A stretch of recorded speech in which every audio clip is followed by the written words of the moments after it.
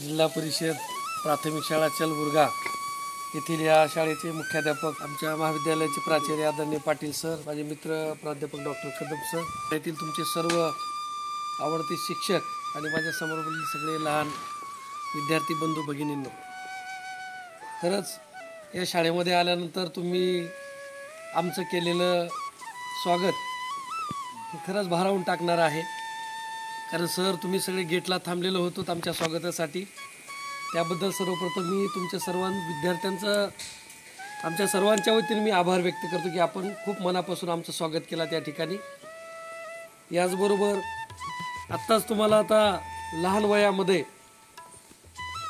कशा पद्धतीने आपण कुठली स्वप्न बघितली पाहिजेत, काय अपडेट आपण घेतलं गेलं पाहिजे, कुठल्या गोष्टीमध्ये कसा बदल केला गेला पाहिजे, ते त्या संदर्भामध्ये अत्यंत खेळीमेळीच्या वातावरणामध्ये पाटील सरांनी तुम्हाला हसत खेळत खूप चांगलं मार्गदर्शन केलेलं आहे.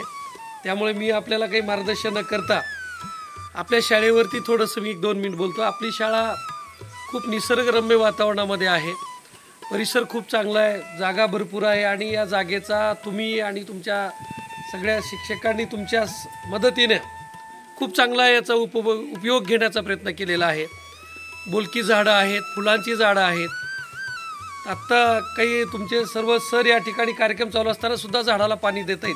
शेतामध्ये जसं आपण उसाला दांड फोडू पाणी देतो त्या पद्धतीनं मी आता पाहिलं आणि खूप ही जिवंत असलेलं लक्षण आहे. जिवंत शाळा आहे आणि अशा खूप कमी शाळा आहेत ज्या शाळा जिवंत असल्याचं लक्षण दाखवतात. त्यापैकी आपली एक शाळा खूप चांगली शाळा आहे.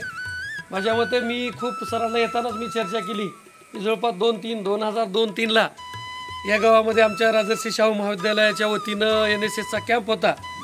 त्यावेळेस मी या गावामध्ये तुमच्या गावामध्ये 10 दिवस मुक्कामी थांबलेलो होतो आणि त्यावेळेस सुद्धा या गावातलं वातावरण, आजूबाजू सगळा डोंगराचा परिसर, आमनेमध्ये सगळी मळ्याची शेती, खूप चांगलं निसर्गरम्य वातावरण आहे.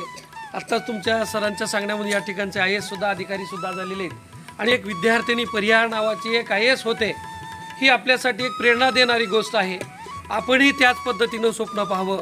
शासकीय चांगल्या क्लास 1 क्लास 2 कसं आपल्याला जाता येईल. कारण या ठिकाणी तुमचा सगळा स्टाफ लहानपणापासूनच संगणकाचं आपल्याला शिक्षण दिलं जातं आहे. इंग्रजी शब्द 7700 ज्या काही 5 शब्द तुमच्याकडून पाठ करून घेतले जात आहेत. लिहायला टाईप करायला तुम्हाला शिकवलं जातं आहे. खरं मी पहिलीला असल्यापासून 1-2 मिनिटात मी सांगतो. काल परवाच मी माझ्या मते BEdच्या वर्गामध्ये सुद्धा रविवारच्या सरांना बोललो की मी 5वीला आल्यानंतर मला इंग्रजी होती. हे बघा तुम्ही किती नशिबवान, बघा तुम्ही नशिबवान खरंच. कारण तुम्ही सगळेजण अंगणवाडीमधून आलेले आहेत. तुम्ही अंगणवाडीमध्ये 2 वर्ष गेलेत म्हणजे तुम्हाला वयाच्या 3री-4थी वयापासून तुम्हाला शिक्षणाची धडे भेटायला लागलेली आहे. अगदी आम्हाला 5वीला इंग्रजी ABCD आम्ही 5वीत शिकलेले. 5वीपासूनच इंग्रजी, त्याच्या अगोदर इंग्रजी विषय नव्हता आम्हाला. खूप 1ली, 2री, 3री, 4थीला इंग्रजी विषय नव्हता.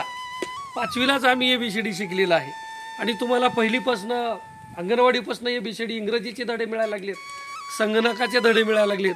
म्हणजे आता आपला देश विकासाकडे चाललेला आहे. आपण 2047चे आपल्या देशाचे प्रमुख स्वप्न बघताय आणि आपल्याला ते स्वप्न सगळ्यांना, कारण तुम्ही देशाची पिढी आहे, भविष्य तुम्ही आहेत.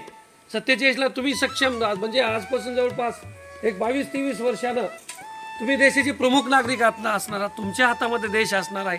आम्ही सगळे त्यावेळेस वृद्ध झालेले असू, म्हातारे झालेले असू जवळपास, आणि तुमच्या हातामध्ये आपला देश असणार आहे.